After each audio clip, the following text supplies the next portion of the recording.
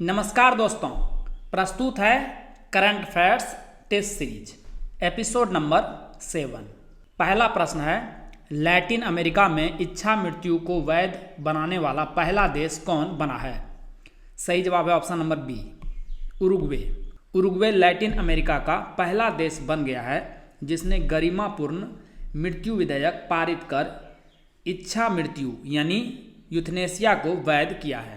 यह कानून मानसिक रूप से वयस्कों को जो घातक या अपरिवर्तनीय बीमारियों से पीड़ित है चिकित्सीय सहायता से आत्महत्या की अनुमति देता है। मारिजुआना, समलैंगिक विवाह और गर्भपात को वैध बनाने के बाद यह उरुग्वे की एक और प्रगतिशील सामाजिक पहल है। वैश्विक एंटीबायोटिक प्रतिरोधी निगरानी रिपोर्ट 2025 किस संगठन द्वारा जारी की गई है?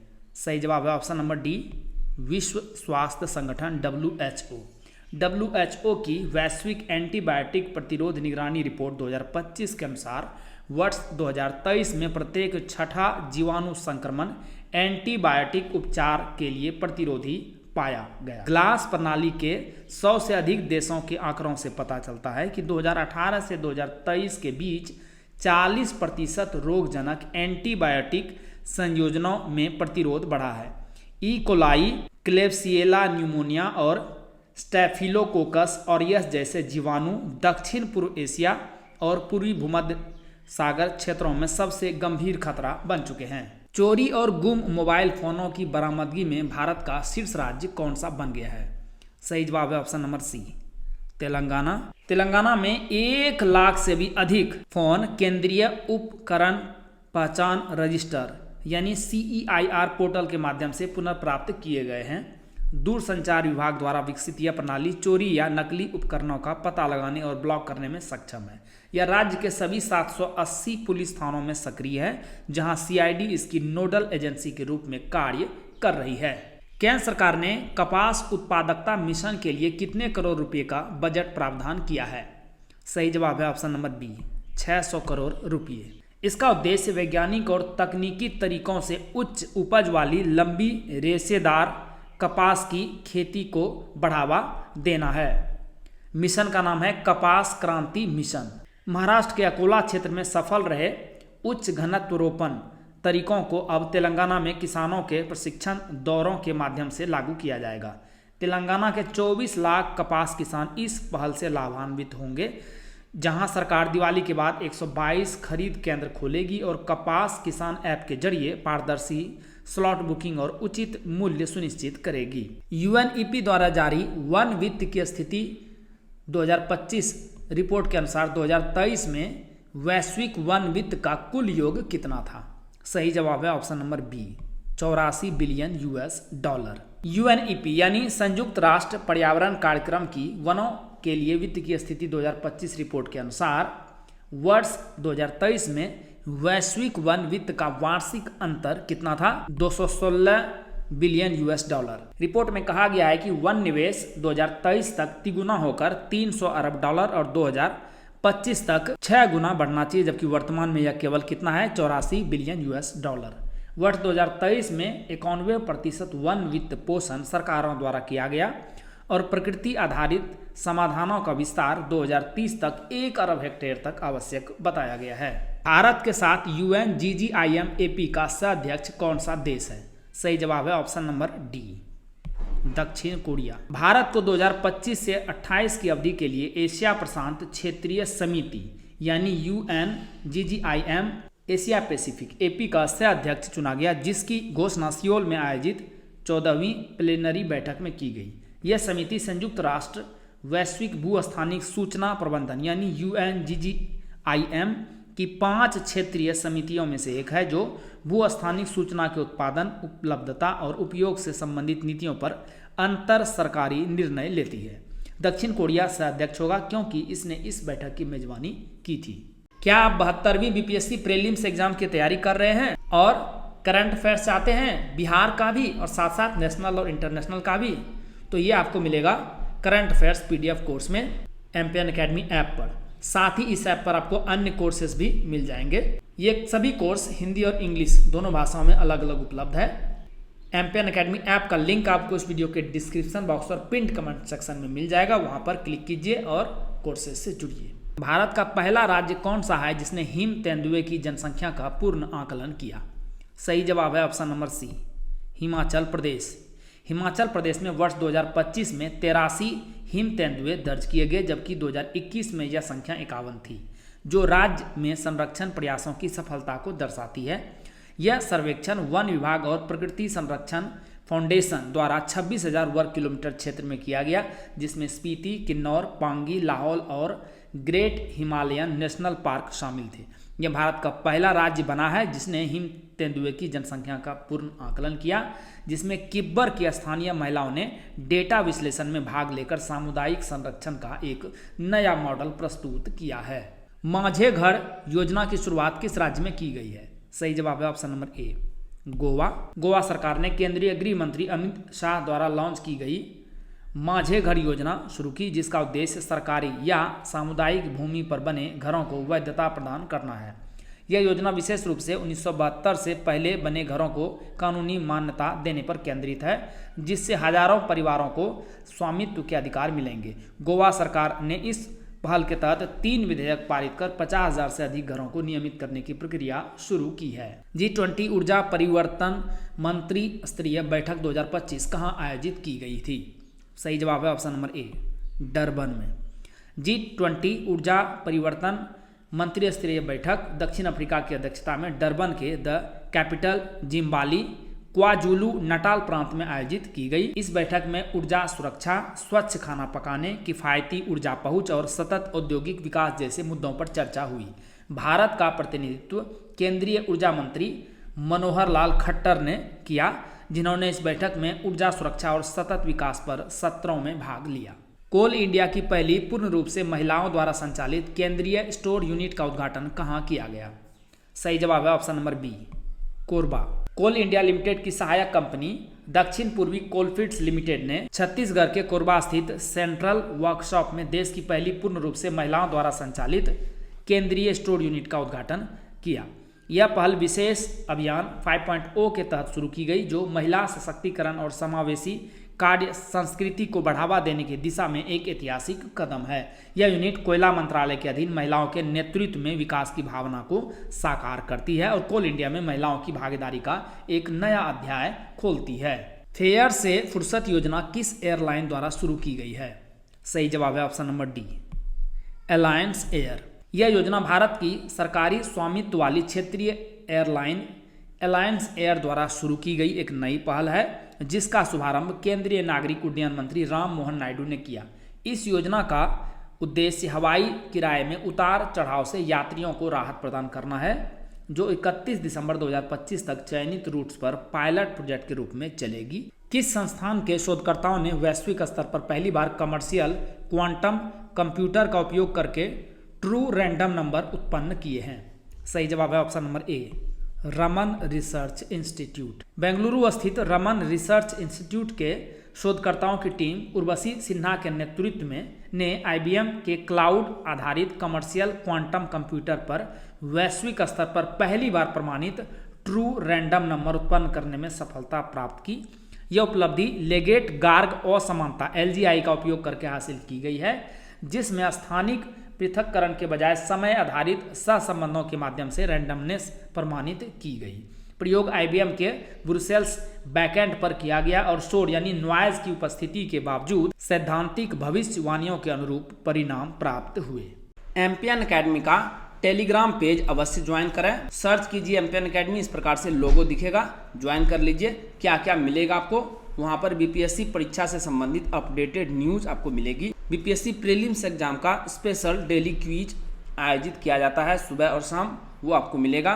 टेस्ट सीरीज जो ऐप पोर्टल पर है उसका शेड्यूल मिलेगा और एमपीएन एकेडमी ऐप कोर्सेस और यूट्यूब वीडियो के अपडेट्स भी आपको यहाँ पर मिल जाएंगे। तो इस पेज को अवश्य ही ज्वाइन कीजिए। समुद्र शक्ति 2025 में भारतीय नौसेना का भाग लेने वाला जहाज कौन सा है? सही जवाब है option number C, INS Kavaratti. Samudra Shakti 2025 जो कि 5वां संस्करण है, भारतीय नौसेना द्वारा विशाखापट्टनम में आयोजित किया गया, जिसका उद्देश्य भारत और इंडोनेशिया की नौसेनाओं के बीच सहयोग और अंतर संचालन क्षमता को मजबूत करना है। यह अभ्यास 2018 में भारत की एक्ट ईस्ट पॉलिसी के तहत शुरू किया गया था और हिंद प्रशांत क्षेत्र में शांति, सुरक्षा और स्थिरता सुनिश्चित करने पर केंद्रित है। भारतीय नौसेना की ओर से INS कवरत्ती, जो एक एंटी सबमरीन वारफेयर कॉर्वेट है और पूर्वी नौसेना कमान के अधीन कार्य करती है, ने भाग लिया, जबकि इंडोनेशियाई नौसेना की ओर से KRI जॉन ली, एक हेलीकॉप्टर सुसज्जित कॉर्वेट, ने हिस्सा लिया। मेडागास्कर के कौन से राष्ट्रपति अक्टूबर 2025 में देश छोड़कर भाग गए?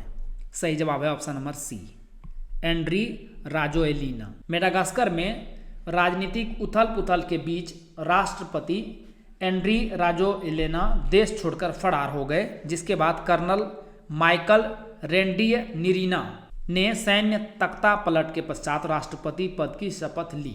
यह द्वीपीय राष्ट्र 1960 में स्वतंत्रता प्राप्ति के बाद से बार बार सैन्य समर्थित सत्ता परिवर्तनों से गुजरा है, जिसमें सबसे बड़ा विद्रोह 2009 में हुआ था। हिंद महासागर में स्थित मेडागास्कर पश्चिम में मोजाम्बिक चैनल से घिरा हुआ है और इसके निकट कोमोरोस, रीयूनियन द्वीप तथा मॉरिशस स्थित है और यह विश्व का चौथा सबसे बड़ा द्वीप है। ध्यान में रखिएगा, यहाँ 90% से अधिक वनस्पतियां और जीव जंतु स्थानिक हैं। DRDO द्वारा विकसित MCPS पैराशूट प्रणाली का हालिया सफल परीक्षण किस ऊंचाई से किया गया? सही जवाब है ऑप्शन नंबर सी, 32,000 फीट की ऊंचाई से। रक्षा अनुसंधान और विकास संगठन DRDO द्वारा विकसित सैन्य लड़ाकू पैराशूट प्रणाली यानी MCPS का आगरा स्थित aerial delivery research and development establishment के तहत सफल परीक्षण किया गया, जिसमें भारतीय वायुसेना के टेस्ट जंपर्स ने 32,000 फीट की ऊंचाई से कॉम्बैट फ्री फॉल जंप किया। यह भारत का अब तक का सबसे ऊंचा सैन्य फ्री फॉल रिकॉर्ड है और उच्च ऊंचाई वाले मिशनों व सीमावर्ती क्षेत्रों में परिचालन के लिए डिजाइन किया गया है। जम्मू और कश्मीर में दरबार मूव की शुरुआत किसने की थी? सही जवाब है ऑप्शन नंबर डी, महाराजा रणवीर सिंह। कहीं कहीं आपको महाराजा गुलाब सिंह भी दिखेगा, लेकिन सही जवाब है महाराजा रणवीर सिंह। दरबार मूव की परंपरा 1872 में महाराजा रणवीर सिंह, जो कि डोगरा शासक और महाराजा गुलाब सिंह के कौन थे? पुत्र थे, द्वारा शुरू की गई थी ताकि प्रशासन को जनता के करीब लाया जा सके। 2025 में मुख्यमंत्री उमर अब्दुल्ला के नेतृत्व में इस 150 वर्ष पुरानी परंपरा के पुनरारंभ की घोषणा हुई, जिसके तहत श्रीनगर के कार्यालय अक्टूबर के अंत में बंद होकर के जम्मू में 3 नवंबर से फिर खुलेंगे। यह निर्णय स्थानीय व्यापार, आतिथ्य क्षेत्र और जम्मू के प्रशासनिक महत्व को पुनर्स्थापित करेगा, जबकि 2021 में उपराज्यपाल मनोज सिन्हा की सरकार ने इसे 200 करोड़ रुपए की वार्षिक लागत के कारण निलंबित कर दिया था। जापान की पहली महिला प्रधानमंत्री कौन बनी है? सही जवाब है option number C, Sanae Takaichi. Sanae Takaichi ने जापान की पहली महिला प्रधानमंत्री के रूप में पदभार ग्रहण किया, जिससे देश के राजनीतिक इतिहास में एक ऐतिहासिक बदलाव आया। 64 वर्षीय Takaichi liberal democratic party LDP की नेता और पूर्व प्रधानमंत्री शिंजो आबे की करीबी सहयोगी हैं, जिन्होंने जापान इनोवेशन पार्टी JIP के साथ गठबंधन कर निचले सदन में 237 मत प्राप्त किए। यह परिणाम विपक्षी नेता योशिहिको नोदा के 149 वोटों के मुकाबले बहुमत से 4 अधिक रहा, जिससे तकाइची ने राजनीतिक अस्थिरता के बीच सत्ता संभाल ली है और जापान के नेतृत्व संरचना में नारी सशक्तिकरण का एक नया अध्याय जुड़ गया है। जापान भारत समुद्री अभ्यास JAMAX 2025 कहाँ आयोजित किया गया? सही जवाब है ऑप्शन नंबर डी, क्यूशू के पश्चिमी तट पर। जापान भारत समुद्री अभ्यास का आयोजन जापान के क्यूशू के पश्चिमी तट के पास किया गया, जो दोनों देशों के बीच बढ़ते रणनीतिक और रक्षा सहयोग का एक महत्वपूर्ण प्रतीक है। इस द्विपक्षीय नौसैनिक अभ्यास में दोनों देशों की नौसेनाओं के उन्नत युद्धपोत और सामरिक प्लेटफॉर्म शामिल थे, जिसका उद्देश्य अंतर संचालन क्षमता, समुद्री सुरक्षा और सहयोगी प्रतिक्रिया तंत्र को मजबूत करना था। भारतीय नौसेना की ओर से स्वदेशी रूप से निर्मित Shivalik class guided missile stealth frigate INS Sahyadri, जिसकी कमान कैप्टन राजत कुमार के पास थी, ने इस अभ्यास में सक्रिय भागीदारी की। भारत को एशिया प्रशांत समूह 4 के लिए COP10 ब्यूरो के किस पद पर पुनर्निर्वाचित किया गया? सही जवाब है ऑप्शन नंबर डी, उपाध्यक्ष यानी वाइस चेयरपर्सन। भारत को खेलों में डोपिंग के विरुद्ध अंतर्राष्ट्रीय सम्मेलन यानी COP10 के ब्यूरो का उप अध्यक्ष यानी वाइस चेयरपर्सन दोबारा चुना गया है, जिससे साफ सुथरे खेल और नैतिक एथलेटिक प्रथाओं के प्रति इसकी वैश्विक प्रतिबद्धता पुनः प्रमाणित हुई है। यह पुनर्निर्वाचन यूनेस्को मुख्यालय पेरिस में आयोजित COP10 के 10वें सत्र के दौरान हुआ, जहां भारत को 2025 से 2027 कार्यकाल के लिए एशिया प्रशांत समूह 4 का उपाध्यक्ष चुना गया। इस सत्र में अजरबैजान को अध्यक्ष चुना गया है, ध्यान में रखिएगा, और ब्राजील, जाम्बिया तथा सऊदी अरब को अन्य उपाध्यक्षों के रूप में चुना गया, जिससे वैश्विक स्तर पर खेलों में ईमानदारी और पारदर्शिता को सुदृढ़ करने का संकल्प और मजबूत हुआ है। भारत ने किस देश के साथ साझेदारी में रामानुजन जूनियर रिसर्चर्स प्रोग्राम शुरू की है? सही जवाब है option number D, United kingdom UK. यह जो प्रोग्राम है भारत और यूके की एक संयुक्त वैज्ञानिक पहल है, जिसका उद्देश्य युवा भारतीय वैज्ञानिकों को गणित और सैद्धांतिक भौतिकी के क्षेत्र में अंतर्राष्ट्रीय सहयोग का अवसर प्रदान करना है। यह कार्यक्रम ब्रिटेन के प्रधानमंत्री कीर स्टारमर की भारत यात्रा के दौरान शुरू किया गया और इसमें चयनित भारतीय शोधार्थी London institute for mathematical sciences LIMS में ब्रिटिश वैज्ञानिकों के साथ काम करेंगे। किस भारतीय मिशन ने चंद्रमा पर सूर्य के कोरोनल मास इजेक्शन CME के प्रभाव का पहला अवलोकन किया? सही जवाब है ऑप्शन नंबर सी, चंद्रयान द्वितीय। भारत के चंद्रयान 2 मिशन ने पहली बार CME के चंद्र बाह्यमंडल यानी एक्सोस्फीयर पर प्रभाव का अवलोकन किया है, जो इसके वैज्ञानिक उपकरण चंद्रास एटमॉस्फेरिक कंपोजिशन एक्सप्लोरर 2 के माध्यम से दर्ज किया गया। चंद्रमा का बाह्यमंडल अत्यंत पतला है और इसमें हीलियम, आर्गन और नियोन जैसी गैसें होती है, जो सौर, पवन, उल्कापिंड प्रभाव और रेडियोधर्मी विघटन जैसी प्रक्रियाओं से उत्पन्न होती है। इस अवलोकन से पता चला है कि CME की अवशोषित कण धाराएं चंद्र बाह्यमंडल की संरचना और घनत्व को प्रभावित करती हैं। कोल इंडिया लिमिटेड CIL ने हाल ही में किस क्षेत्र में IIT मद्रास के साथ समझौता ज्ञापन किया है? सही जवाब है ऑप्शन नंबर ए, सतत ऊर्जा यानी सस्टेनेबल एनर्जी। इसका उद्देश्य भारत की निम्न कार्बन अर्थव्यवस्था की ओर संक्रमण को तेज करना और 2070 तक नेट जीरो उत्सर्जन लक्ष्य प्राप्त करने में सहयोग करना है। यह साझेदारी ऊर्जा सुरक्षा और सतत समाधान के संतुलन पर केंद्रित है, क्योंकि कोयला वर्तमान में भारत की कुल ऊर्जा आवश्यकताओं का 85% से अधिक हिस्सा पूरा करता है। कोणार्क बालूखंड वन्यजीव अभयारण्य किस राज्य में स्थित है? सही जवाब है option number A, Odisha. Odisha के कोणार्क बालूखंड वन्यजीव अभयारण्य में चित्तीदार हिरणों की आबादी में तेजी से गिरावट दर्ज की गई है, जो आवास हानि, मानवीय हस्तक्षेप और जलवायु परिवर्तन का परिणाम है।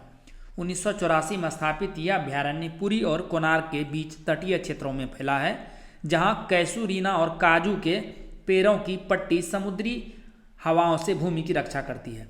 अध्ययन बताते हैं कि घनी वनस्पति का क्षेत्र 1993 में 41.8% से घटकर 2023 में रह गया है 37.1%, जिससे IUCN द्वारा न्यूनतम चिंताजनक श्रेणी में सूचीबद्ध चित्तीदार हिरणों के प्राकृतिक आवास पर प्रतिकूल प्रभाव पड़ा है। 125वीं भारतीय फुटबॉल संघ IFA शील्ड किस टीम ने जीती है? सही जवाब है ऑप्शन नंबर बी, मोहन बागान। मोहन बागान सुपर जायंट ने ईस्ट बंगाल FC को पेनाल्टी शूटआउट में 5-4 से हराकर 125वीं भारतीय फुटबॉल संघ IFA शील्ड अपने नाम की, जिसका final salt lake stadium Kolkata में हुआ। 1893 में स्थापित IFA ने उसी वर्ष इस प्रतिष्ठित टूर्नामेंट की शुरुआत की थी, जो AFA कप, स्कॉटिश कप और डुरंड कप के बाद दुनिया का चौथा सबसे पुराना क्लब फुटबॉल टूर्नामेंट है। 2025 संस्करण 3 साल के अंतराल के बाद लौटा, जिसे पिछली बार 2021 में रियल कश्मीर फुटबॉल क्लब ने जीता था। किस स्थान ने दीपोत्सव 2025 में 26,17,215 दियों के लिए गिनीज रिकॉर्ड बनाया? सही जवाब है option number C, Ayodhya. Ayodhya के 56 घाटों, जिनमें राम की पौड़ी प्रमुख थी, पर 26,17,215 दिए जलाकर उत्तर प्रदेश ने 9वें दीपोत्सव 2025 में गिनीज वर्ल्ड रिकॉर्ड बनाया। यह एक स्थान पर तेल के दियों का सबसे बड़ा प्रदर्शन था। सरयू नदी के तट पर 2128 वेदाचार्यों ने महाआरती और वैदिक श्लोकों का पाठ कर एक और रिकॉर्ड बनाया, जबकि पूरे राज्य में 1,51,00,000 से अधिक दिए प्रज्वलित किए गए। INS विक्रांत को कमीशन कब किया गया था? सही जवाब है ऑप्शन नंबर ए, 2022 में। INS विक्रांत भारत का पहला स्वदेश निर्मित विमान वाहक पोत, जिसे 2 सितंबर 2022 को कमीशन किया गया था। हाल ही में तब सुर्खियों में आया जब प्रधानमंत्री नरेंद्र मोदी ने दीपावली इसी पर मनाई और ऑपरेशन सिंदूर के दौरान सशस्त्र बलों की एकता की सराहना की। इसे भारतीय नौसेना के युद्ध पोत डिजाइन ब्यूरो ने डिजाइन किया है और कोचिन शिपयार्ड लिमिटेड ने निर्मित किया है। इसकी लंबाई है 262 मीटर, चौड़ाई है 62 मीटर और विस्थापन क्षमता कितना है? 43,000 टन। यह विशाल पोत 14 डैक्स से लैस है और भारत की समुद्री आत्मनिर्भरता और नौसैनिक शक्ति का प्रतीक है। Global multi dimensional poverty index MPI 2025 की रिपोर्ट के अनुसार भारत में बहुआयामी गरीबी की दर 2005-06 से 2019-21 तक कितनी घटी? सही जवाब है ऑप्शन नंबर डी, 55.1% से घट के हो गया है 16.4%, जिससे 41.4 करोड़ लोग गरीबी से बाहर निकले। UNDP और ऑक्सफैम की इस रिपोर्ट ने भारत की प्रगति को वैश्विक उदाहरण बताया और इसे PM आवास योजना, स्वच्छ भारत मिशन, आयुष्मान भारत और NFSA जैसी सरकारी योजनाओं का परिणाम बताया। हालांकि रिपोर्ट ने जलवायु संकट को नई चुनौती बताया, जो भविष्य में विकास और सतत विकास लक्ष्यों की प्राप्ति को प्रभावित कर सकता है। ज़ॉम्बी डियर डिजीज क्या है, जो हाल ही में एक स्वास्थ्य चेतावनी के रूप में उभरा है?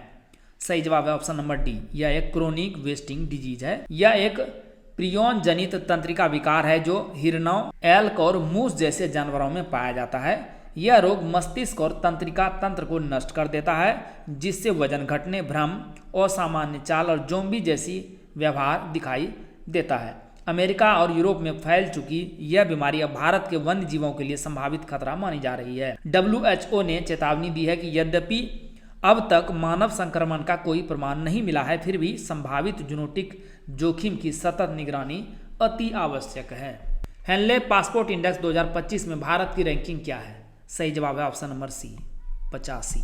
13 अक्टूबर को जारी इस इंडेक्स ने 199 देशों के पासपोर्टों को 227 गंतव्यों तक वीजा मुक्त या वीजा ऑन अराइवल पहुंच के आधार पर रैंक किया है, जो इंटरनेशनल एयर ट्रांसपोर्ट एसोसिएशन के डेटा पर आधारित है। भारत 85वें स्थान पर है, जो जुलाई की 77वीं रैंक से गिरकर अब 57 गंतव्यों तक सीमित है।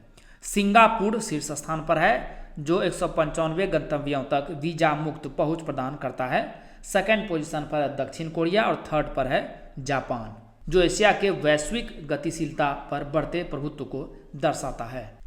दोस्तों, जैसा कि बताया गया है, इस वीडियो लेक्चर का PDF आपको हिंदी और इंग्लिश दोनों भाषाओं में अलग अलग एम्पियन एकेडमी ऐप पर प्राप्त होगा। दोस्तों, आप इन PDF के सहारे इस वीडियो लेक्चर को लगभग 5 मिनट में आसानी से रिवाइज कर पाएंगे, जिससे आपका बहुत सारा समय बचेगा, जिसे आप स्टैटिक पोर्शन पर खर्च कर सकते हैं और अपने टाइम को बेटर मैनेज कर सकते हैं। एम्पियन एकेडमी ऐप का लिंक आपको इस वीडियो के डिस्क्रिप्शन बॉक्स और पिन्ड कमेंट सेक्शन में मिल जाएगा। चलिए अंतिम प्रश्न को हल करते हैं। यूनेस्को ग्लोबल एजुकेशन रिपोर्ट 2025 के अनुसार दुनिया भर में कितनी लड़कियां अभी भी स्कूल से बाहर हैं? सही जवाब है option number C, 133 million. UNESCO की ग्लोबल एजुकेशन मॉनिटरिंग रिपोर्ट 2025 के अनुसार दुनिया भर में अभी भी लगभग 13.3 करोड़ यानी 133 मिलियन लड़कियां स्कूल से बाहर हैं, आउट ऑफ स्कूल हैं। रिपोर्ट दर्शाती है कि 1995 के बाद से लैंगिक समानता में उल्लेखनीय प्रगति हुई है। आज प्राथमिक से उच्च माध्यमिक स्तर पर लड़कियों का नामांकन लड़कों के लगभग बराबर है।